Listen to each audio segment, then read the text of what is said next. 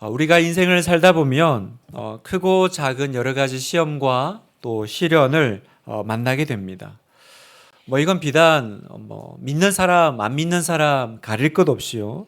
누구나 이 땅을 살아가면서 그런 시련을 당하고 또 빠지게 되죠. 다만 차이가 있다면 여러분, 신자와 안 믿는 사람이 둘 다 똑같이 시험을 당한다면 그러면 차이는 무엇일까요? 차이는 바로 내가 그 시험을 어떻게 해석하고 또 그것을 어떻게 겪어 통과해 나아가느냐, 거기에 있습니다. 그래서 여러분, 우리는 고난이 있냐 없냐로 우리의 행복과 불행의 기준으로 삼지 않습니다. 하나님은 싫어하는 사람한테 시험을 더 주고 또 좋아하는 사람에게는 시험을 안 주고 그렇게 하시는 분이 아니십니다. 오히려 우리가 성경을 읽으면서 또 깨닫는 것, 보는 것은 뭡니까? 하나님의 사람들이 시험을 더 많이 겪는 걸 보죠. 하나님이 아끼는 사람들이 오히려 시련을 더 많이 당하는 것을 봅니다. 그리고 또 그 시련은 고난의 모양으로 오지만 또 지나고 나면 그게 하나님께서 복을 주시기 위한 도구였구나, 그 사실을 우리는 깨닫게 되죠. 그러니까 사랑하는 성도 여러분, 오늘 우리에게 필요한 건 고난을 당했을 때 이 고난이 나에게 왜 왔을까? 또 하나님은 왜 이것들을 그냥 가만히 내버려 두셨냐가 아니라 이 가운데 하나님의 뜻이 무엇일까를 찾는 것입니다. 하나님, 이 시간을 통해서 내가 무엇을 배우기를 원하십니까? 이 학교에서 저는 어떤 과목을 수료해야 됩니까? 그걸 하나님께 묻는 것입니다. 요즘 우리 사역반에 재밌는 생활 숙제를 하고 있습니다. 제가 이제 매주 훈련이 끝나고 나면 이제 각 가정에 그날 배운 것을 이렇게 실습으로 생활 숙제를 주는데요. 요즘 우리 사역반에서 하고 있는 그 생활 숙제는 그리스도의 학교라는 생활 숙제입니다. 그게 뭐냐면 하나님께서 나에게 어떤 시간과 상황을 주셨을 때 하나님께서 그 상황과 그 시간 가운데 나에게 선생님으로 보내신 어떤 대상이 있다라는 거죠. 사람이 있다라는 거죠. 그러면 하나님께서는 내가 그 교실에서 어떤 과목을 수료하기를 원하시는지. 그래서 이 그리스도의 학교에서 중요한 질문이 있습니다. 그 질문은 뭐냐면 하나님은 이 학교에서 무엇을 가르치기를 원하십니까? 저에게 나에게 무엇을 가르치기를 원하십니까? 여러분, 그걸 알아야 내가 이 학교를 통과해낼 수가 있고요. 또 내가 그 학교를 통과해야 여러분, 우리는 또 학년을 등급할 수가 있습니다. 그러니 여러분, 고난을 당했을 때 하나님의 뜻이 어디 있는지를 물으시기를 바랍니다. 그리고 또 내가 그 고난 가운데 그러면 어떻게 해야 하는지, 내가 어떻게 행동하기를 주님 원하십니까? 묻고 그걸 내 삶 가운데 실행해 나가시는 거예요. 그게 바로 우리가 오늘 이 땅을 살아가면서 고난이 우리에게 찾아왔을 때 내가 고난을 통과하는 방법이라는 것입니다. 오늘 우리가 읽은 이 본문의 말씀은요, 고난을 통과할 때 그리스도인들이 기억해야 될 중요한 시험과 관련된 세 가지 전제 조건을 우리에게 말씀하십니다.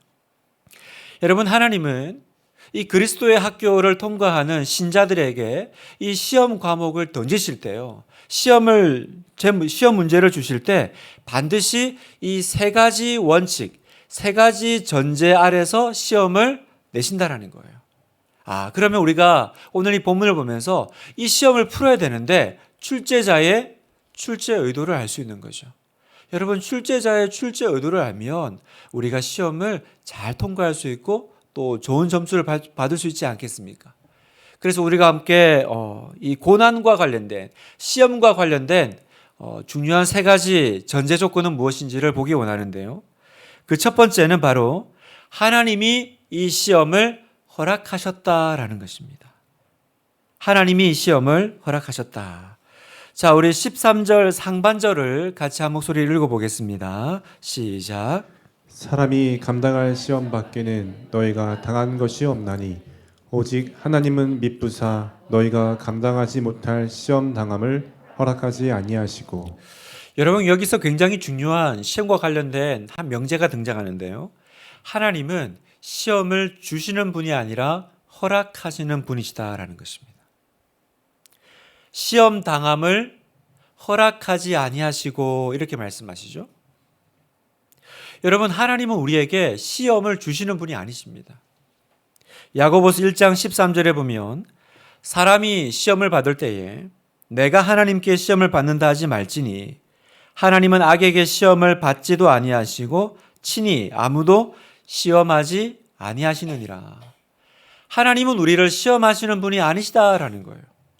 그러면 우리를 시험하는 존재는 누구일까요? 맞습니다. 우리를 시험하는 존재는 바로 사탄 마귀입니다. 사탄은 우리에게 시험을 줍니다. 그리고 그 시험을 줄 때 목적이 있어요. 그 목적은 뭐냐면 시험에서 하나님의 사람들이 망하게 하는 것이 시험의 목적입니다. 망하게 하는 것이 시험의 목적이라는 거예요. 여러분, 대충 망하는 것이 아닙니다. 마귀가 사탄이 시험을 줄 때는요, 그 시험은 철저하게 우리를 망하게 하는 것이 목적입니다. 그런데 여기서 우리의 질문은 이거죠. 그러면 그 시험을 하나님께서 왜 주신 것은 아니지만 하나님이 허락하시니까 마귀가 그걸 시작했을 거 아닙니까? 하나님이 그걸 왜 허락하셨느냐라는 것입니다. 하나님이 그걸 왜 시행하도록 허락하셨을까? 그 이유는요, 마귀가 우리를 시험에 올 때 하나님이 그 어떤 시험들은 그 영적인 공격들이, 그 시험들이 우리에게 필요하다고 아버지 하나님께서 판단하셨기 때문입니다. 그래서 우리가 시험을 당하는 거예요. 처음부터 막아주시면 안 될까? 하나님께서 허락하지 않으시면 시험에 오지 않는다면 그러면 아예 시험 자체가 생기지 않게 하시면 얼마나 좋을까? 맞습니다. 여러분의 말씀이 맞아요. 하나님이 허락하지 않으시면 절대로 이 시험은 우리를 찾아오지 않을 것입니다. 하나님이 허락하지 않은 어떤 것도 우리 가운데 일어날 리가 없습니다. 여러분, 우리의 삶에 하나님이 허락하신 것만 일어나는 것을 믿으시기를 바라요. 하나님께서 모르시는 일이 우리 가운데 일어난다. 내가 그걸 가지고 기도했더니 하나님이 그 기도 듣고 아신다. 이런 일은 없어요. 우리 삶에 일어나는 건 어떤 것도 우연이 없고 하나님 나라의 배달 사고는 없습니다. 하나님 나라의 배달 사고는 없어요. 하나님이 허락하셨다라는 것입니다. 그러면 분명히 이 시험이 어렵고 힘듦에도 불구하고 하나님께서 허락하셨다면 우리는 무엇을 믿어야 됩니까? 이 시험이 반드시 나에게 유익한 것이다라는 것을 우리는 믿어야 한다는 거예요. 굉장히 중요한 것입니다, 여러분. 하나님이 우리에게 시험을 허락하실 때 그 자체가 고통스럽고 어렵더라도요, 우리는 하나님의 선하신 뜻을 믿어야 합니다.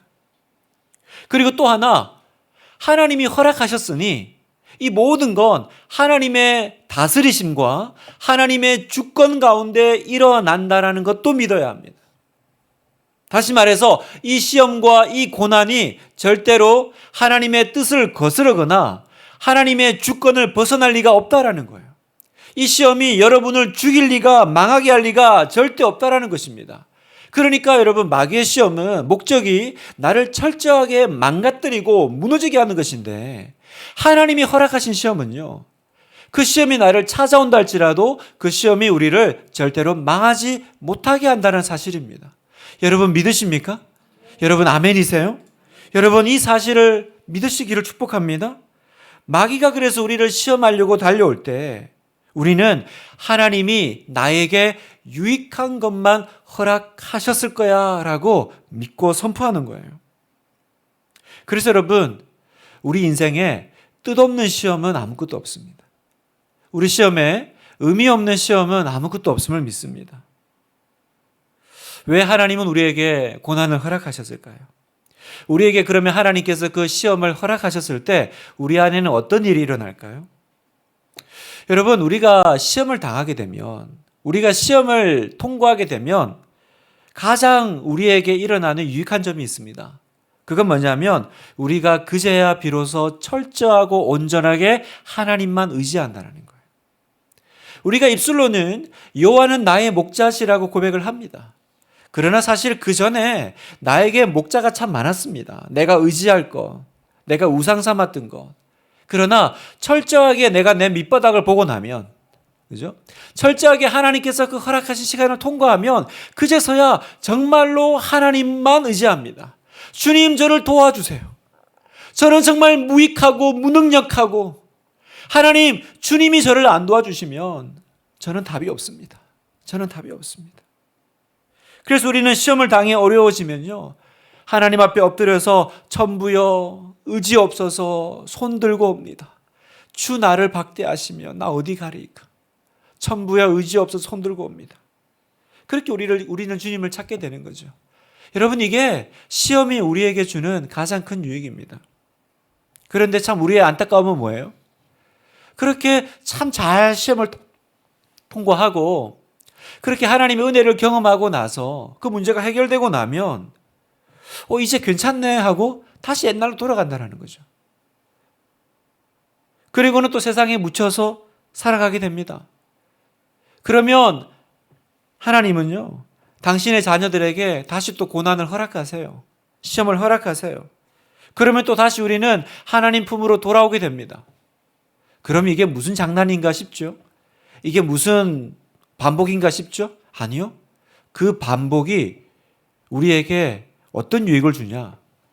설령 내가 약해서 또 깨닫고 돌아와도 또 금세 은혜를 까먹고 세상에 나간다 할지라도요, 여러분 돌아오는 속도가 빨라져요. 금방금방 돌아옵니다. 그리고 나중에는 어떻게 되는 줄 아세요? 이제 내가 또 한번 세상으로 나가려고 하다가 하나님의 일하심과 하나님의 손길을 기억하면서 내가 이러면 안 되지. 내가 또 나가면 안 되지. 이제는 알게 되고 체득하고 체화되는 거예요.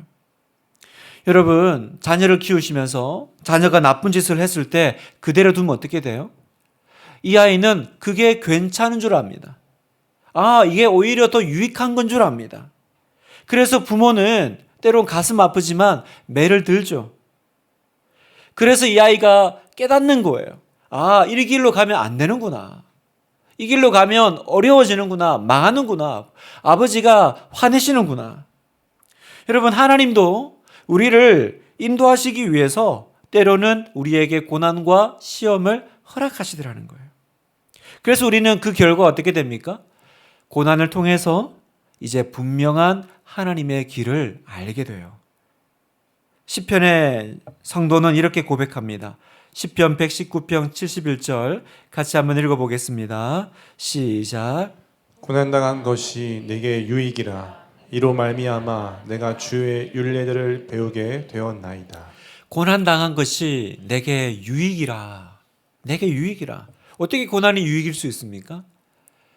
이로 말미암아 그 고난을 통해서 내가 주의 율례를 배웠느니라. 배우게 되었습니다. 비로소 내가 하나님 말씀대로 살게 되었습니다. 여러분, 고난을 통과한 분들을 보세요. 여러분, 고난의 시간들을 통과하는 분들을 보세요. 우리와는 다른 그 안에 하나님의 아우라가 있어요. 그 경건과 그 정결함의 그 불을 통과한 그 성도의 얼굴에 빛이 있습니다. 여러분, 그건 고난의 불을 통과해서 주의 율례를 배운 성도만이 가지고 있는 얼굴빛이에요. 여러분, 우리가 이 하나님의 뜻을 알게 될 때 비록 혹독해 보이는 시험이라 할지라도요, 우리는 그 시험을 이겨낼 수 있고 또 그 시험이 유익하다라는 것을 믿습니다. 따라서 여러분, 우리가 시험 당할 때요, 이 시험은 절대로 하나님이 나를 미워해서 주시는 벌이다라고 생각하지 말아야 합니다. 하나님이 나를 미워해서 주시는 벌이 아니에요. 그걸 내가 의심하고 또 시험하지 말아라 라는 그 말씀으로 오늘 이 9절의 말씀이 있습니다. 그들 가운데 어떤 사람들이 주를 시험하다가 뱀에게 멸망하였나니 우리는 그들과 같이 시험하지 말자. 그들과 같이 시험하지 말자. 도대체 이 사람들은 뭘 시험했을까요? 바로 하나님의 선하심을 시험한 거예요. 정말로 하나님이 좋은 분이 맞으실까? 하나님이 정말 나에게 이 모든 것들을 인도하시는 분이 맞으실까? 이 광야의 길을 통과하는데 하나님이 진짜 좋은 분이야? 그거 시험하다가 뱀에게 물려 망했다라는 거죠. 여러분, 이스라엘 백성들이 출애굽에서 나왔습니다. 그리고 광야로 들어갔어요. 자기들 생각에는 딱 길이 보여요. 뭐 그 당시 뭐 길이야 뻔하니까 2달이면 가나안 땅 들어갈 길입니다. 그런데 왜 이렇게 계속 분명히 이 길로 가면 편한 길이고 바로 갈 수 있는 길인데 왜 계속 돌리죠? 답답하기가 그지없습니다. 그 길 가운데 마실 물과 먹을 것을 구하면 하나님이 또 주셨어요. 그런데 그 구하는 백성들의 마음속에 정말 내가 목이 마르고 먹을 것이 필요해서도 구했지만 어떤 마음이 있었어요? 하나님이 정말 선하신 분이 맞을까? 하나님이 정말 나에게 좋으신 분이 맞을까? 그걸 의심하면서 또 구한 거예요. 그래서 여러분은 어떻게 됐습니까? 원하는 것을 다 얻었지만 그 사람들은 결국 광야에서 망하고 죽게 되었죠.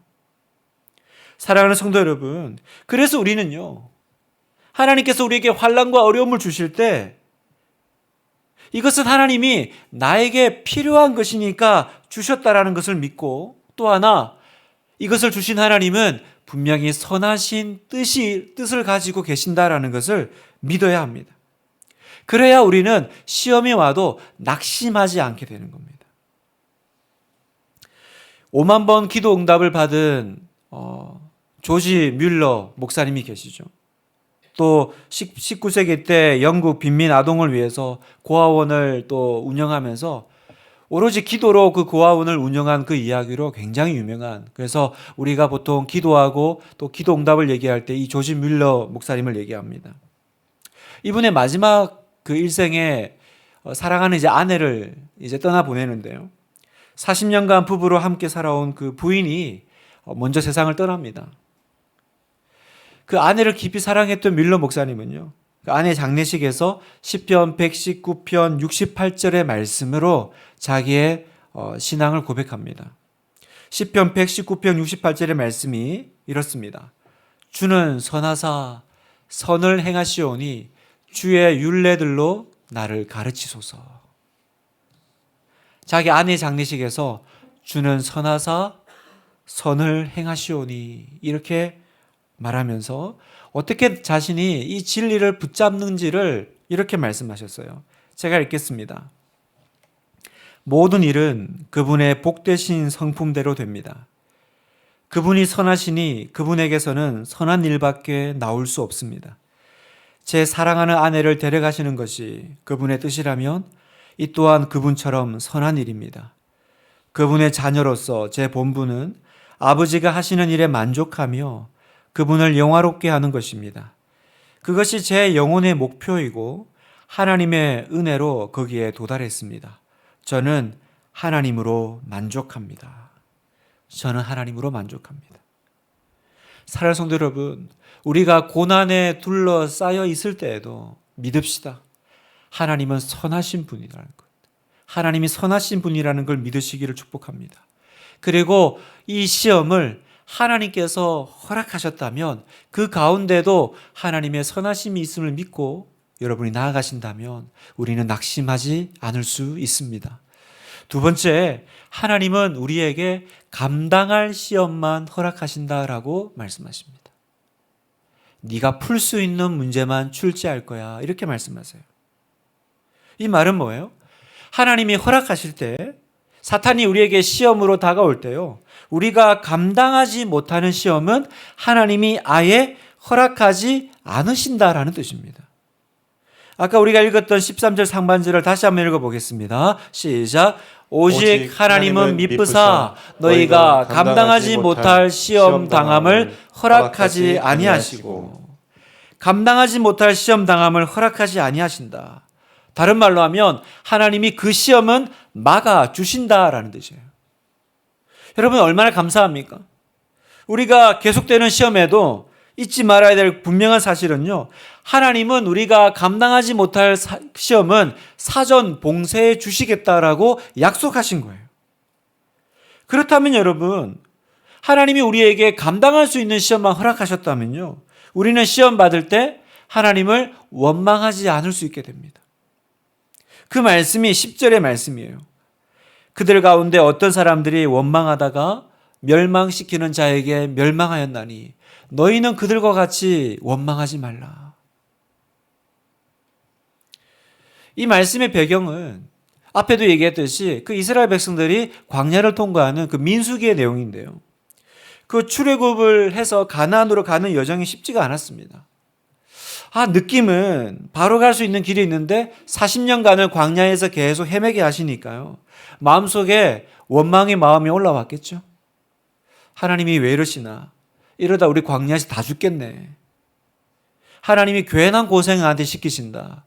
하지도 않아야 될 길, 가지 않아도 될 길을 지금 하나님이 계속 돌리신다라는 그 마음이 들었을 것입니다.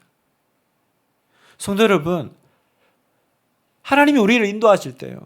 그 길이 몇 년이 걸리든 또 며칠이 걸리든 바로 가든 돌아서 가든 우리가 믿는 것은 하나님의 약속은 분명히 이루어진다는 사실이고요.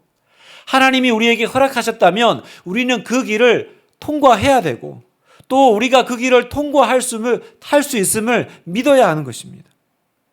하나님께서 우리에게 감당할 수 있는 길을 주셨다라는 이 믿음이 사라지면 우리 안에 스물스물 올라오는 증상이 하나 있는데 그게 바로 원망이라는 증상이라는 거예요.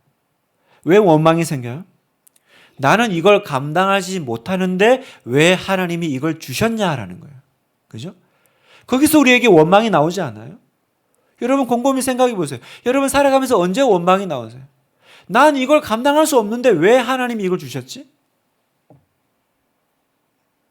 그래서 성경의 이 원망의 대표적인 사건이요, 고라 사건입니다. 이스라엘 백성들의 원망이 이제 극에 달했습니다. 그러자 그 원망이요, 지도자인 모세를 향하죠. 그리고 그때 그 모세에게 원망이 향할 때 그 원망하는 세력 중심에서 들고 일어난 한 사람이 있었어요. 그 사람이 고라라는 사람입니다. 여러분, 이 사람은 지도층이었습니다. 그리고 모세와 아론의 친척이었고요. 레위 지파였습니다. 그런데 이 사람이 원망 세력의 핵심 인물이 되죠. 그리고 또 혼자 안 합니다. 자신과 같이 마음을 하는 지도자급 인사들을 모읍니다. 그 사람들이 성경에 보니까 한 250명이 돼요. 그 250명을 모아서 이제 고라의 반란 사건이 일어나는 거죠. 그 결과가 어떻게 되었을까요? 그 고라와 그 모든 가족과 그 소유물은요, 하나님의 심판을 받습니다. 성경에 보면요, 땅이 갈라져서 산채로 그 땅이요, 그 사람들을 삼키는 장면들이 등장합니다. 살아있는 채로 바로 음부로 빠지는 일이죠. 여러분 성경에 보면 살아있는 채로 천국에 올라가는 일들이 있잖아요. 대표적으로 엘리야가 그렇게 갔고, 살아있는 채로 지옥에 빠져드는 사건들이 있는 거 여러분 아세요? 그런데 그 사건이 어떤 사건인 줄 아세요? 원망했던 고라 사건이라는 거예요. 민수기 26장 10절, 땅이 그 입을 벌려서 그 무리와 고라를 삼킴에 그들이 죽었고 당시에 불이 250명을 삼켜 징표가 되게 하였으나 땅이 입을 벌려서 그 고라와 그 가족을 통째로 삼켰다라는 거예요. 그리고 이게 그냥 지진이 일어나서 우연히 그렇게 일어난 일이 아니라는 그걸 알려주기 위해서 불이 나와서 그 나머지 250명도 함께 죽였다라는 거예요. 그냥 지진 나서 죽은 게 아니라는 거예요. 자연재해가 아니라 하나님의 심판이라는 거죠. 그러면 여러분, 이 사건을 우리가 만약에 눈앞에서 직면하고 목도했으면 어떻게 했을까요? 우리 같으면 어떻게 했을까요? 아이고, 하나님 잘못했습니다. 제가 하나님 신뢰하지 못하고 의심하고 원망했습니다. 바짝 엎드리지 않았겠어요?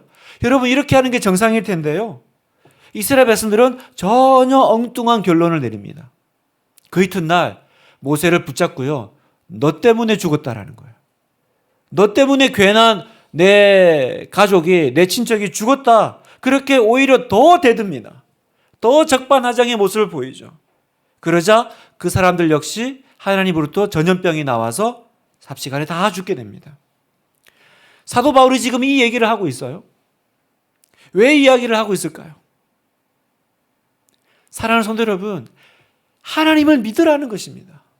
시험을 당할 때, 내가 어려운 시간들을 통과할 때 내가 감당하지 못할 거라면 하나님이 주실 리가 없다라는 사실을 믿어라라고 말씀하시는 거예요. 감당하지 못할 것은 하나님이 철저하게 그 전에 다 막아주신다. 그러니 시험과 시련이 있을 때는 반드시 거기에 하나님의 깊은 뜻이 있음을 믿으라. 그리고 결코 원망하지 마라. 감당할 수 있음을 믿으라. 주님은 우리에게 말씀하시는 거예요.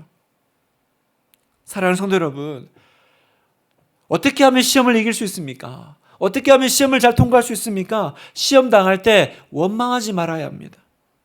우리가 어떤 시험을 당하든지 하나님은 감당하지 못할 시험은 막아주신다는 것을 굳게 믿고 나가면 반드시 그 시험 통과되고, 지나고 나면 하나님의 그 선하신 뜻을 우리는 발견하게 될 줄 믿습니다. 자, 마지막 세 번째요. 하나님이 능히 극복하게 하신다라는 거예요. 하나님이 능히 극복하게 하신다라는 것을 믿으라라는 것입니다. 13절 하반절을 제가 읽겠습니다. 또 시험 당할 즈음에 피할 길을 내사 너희로 능히 감당하게 하시느니라. 하나님이 우리에게 감당할 수 있는 시험만 주실 뿐만 아니라 또 그 시험을 능히 감당하게 하신다라고 말씀하세요. 그러면 여러분, 하나님은 어떻게 우리에게 오는 시험을 능히 감당하게 하실까요? 어떻게 그 시험을 이겨내게 하실까요? 바로 날마다 기도하면서 하나님 의지하면서 한 걸음 한 걸음 그렇게 주님 따라가면서 이기게 하십니다. 여러분, 여기서 중요한 건 뭐냐면 한 걸음 한 걸음이에요. 한 걸음 한 걸음이에요. 여러분, 우리의 답답함이 있죠. 우리의 답답함은 뭡니까?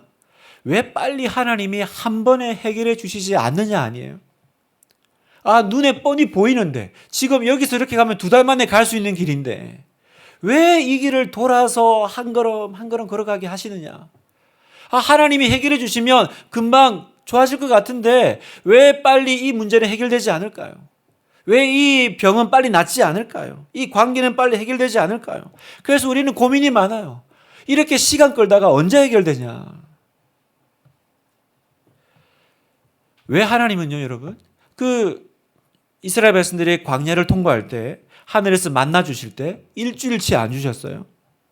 왜 1년치 양식 안 주셨습니까? 왜 언제나 하루 먹을 일용할 양식을 주셨을까요? 여러분, 생각해 보십시오. 하나님이 만약에 1년치를 주셨다면 그 이스라엘 백성들이요, 매일매일 하나님 의지하면서 하나님과 동행하며 살았을까요? 여러분, 누구에게나 일용할 양식이 아니라 한번 평생 할 양식을 한번 줘보십시오. 반드시 제가 예언컨대 그분의 믿음은 거들납니다. 그리고 하나님 떠나 살게 될 것입니다. 그래서 여러분, 하나님은 우리가 날마다 한 걸음 한 걸음 그 길을 걸어가게 하시는 거예요. 그 길 가운데 우리의 믿음이 성장하게 하시고 하나님과 동행하는 법을 배우게 하시고 언제나 하나님 곁에 머물러 있는 법을 배우게 하시는 거예요. 그리고 또 하나, 우리가 한 걸음 한 걸음 걸어가게 될 때 점점 우리 안에 이 시험을 이기는 믿음의 내공이 쌓이게 됩니다. 믿음의 내공이 쌓여요. 여러분, 똑같은 추위라도요, 허약한 사람은요, 집안에 있어도 이불 뒤집어 쓰고 춥다 춥다 하는데 건강한 사람은요, 겨울은 이 정도는 돼야지 그럽니다. 시원하다 그럽니다. 어떤 분들은 오히려 겨울 기다리는 분들도 있죠. 똑같은 추위입니다. 그런데 어떤 사람은 견디질 못하고 어떤 사람은 겨울은 이런 맛이 있어야지 그렇게 돌아다니더라고요. 그 안에 그 힘이 있으니까, 건강함이 있으니까, 내성이 있으니까. 여러분, 저는 영적으로도 동일하다고 봅니다. 여러분, 그 영적인 내공과 그 영적인 저항력은요, 하루아침에 생기는 게 아니에요. 한 걸음 한 걸음 쌓여가는 것입니다. 그래서 여러분, 매일 성경 읽는 사람 무서운 거예요. 여러분, 매일 새벽 기도하는 사람 무서운 겁니다. 여러분, 매일매일의 그 힘이 있는 사람이요, 이겨내고 극복해냅니다. 여러분, 우리는 이 사람을 성령 충만한 사람이라고 부릅니다. 여러분, 성령 충만한 사람은 제가 누누이 얘기하지만 불 받아가지고 절대로 안 넘어지는 사람이 아니라 어제 또 넘어지고 어제 또 힘겨워하고 이제는 내가 다 끝났다고 해도 또 오늘 아침에 말씀 의지하고 기도 의지하고 한 걸음 한 걸음 무릎에 힘줘서 다시 걷는 사람, 다시 일어나는 사람, 예수의 이름으로 나는 일어나리라. 여러분, 그 사람이 성령 충만한 사람인 줄 믿습니다. 존 파이프 목사님의 그 병상의 은혜라는 아주 얇은 책이 하나 있어요. 이분이 이제 그 전립선 암에 걸려서 그 본인이 그 투병 생활을 하면서 그 자기가 아프니까 그 아픈 사람의 마음에 그 주고 싶은 그 말씀들이 있어서 그 메시지를 책으로 쓴 건데요. 이 책에 보면 중요한 한 문장이 나옵니다. 그 문장이 뭐냐면 암을 낭비하지 말라라는 거예요. 하나님은 질병과 고난을 통해서 더 궁극적인 우리의 영혼의 문제, 영적인 문제를 다루기를 원하시는데 그 뜻을 깨닫지 못한다면요, 그 사람은 고난을 낭비하고 있다는 거예요. 그런데 여러분, 반대로 하나님 없이 살다가 병을 통해서 하나님께 돌아왔다면 그 사람은 고난을 낭비하지 않은 것입니다. 죄를 끊어내지 못해서 계속 머뭇거리다가요, 아픔을 겪으면서 정결해졌다면 이 사람은 고난을 낭비하지 않은 것입니다. 세상의 성공에 마음이 뺏겨 정신없이 달려가다가 고난을 통해서 멈춰서서 다시 방향 설정을 하게 됐다면 이 사람은 고난을 낭비하지 않은 것입니다. 무슨 말이냐면, 여러분, 저는 이 고난을 낭비하지 않다라는 것, 이게 바로 능히 감당하게 하신다라는 뜻인 줄 믿습니다. 시험이 왔을 때 시험을 낭비하지 않는 사람이 되십시오. 여러분, 이게 바로 고난을 능히 감당하는 사람입니다. 그 시험을 통해서 다시 정결한 삶을 결단하고 나는 다시는 이제 이전으로 돌아가지 않으리라, 죄에 대한 영적인 저항력을 키워냈다면요, 이 사람은 지금 능히 그 시험을 감당해내고 있는 사람인 거예요. 말씀을 마무리하겠습니다. 여러분, 우리에게는 시험이 있습니다. 또 시험이 있을 것입니다. 그러나 기억하십시오. 하나님은 자기 자녀가 감당할 수 없는 시험을 절대로 주시지 않습니다. 또한 감당하지 못하는 시험은 하나님이 막아 주실 줄 믿습니다. 마지막으로 하나님은 우리로 능히 극복하고 감당하게 하십니다. 감당할 수 있는 길을 열어주심을 믿습니다. 그리고 여러분, 우리가 이 모든 과정을 통과하고 나면 우리를 기다리고 있는 것이 있습니다. 바로 우리의 믿음의 선배들이 걸어갔던 그 길, 하나님이 복되다 말씀하셨던 그 길에 우리가 서 있게 될 것입니다. 하나님이 우리를 방향 틀어서 이끌어 가고 싶어 하셨던 바로 그 길에 어느 순간 내가 올라가 있는 것을 여러분 발견하게 되실 것입니다. 그러니 여러분, 시험을 당해 하나님 원망하지 말고 오히려 시험을 이겨서 그 하나님이 원하시는 그 영광의 자리에 이르는 우리 모든 복된 하나교회 성도 되시기를 주님의 이름으로 축복합니다.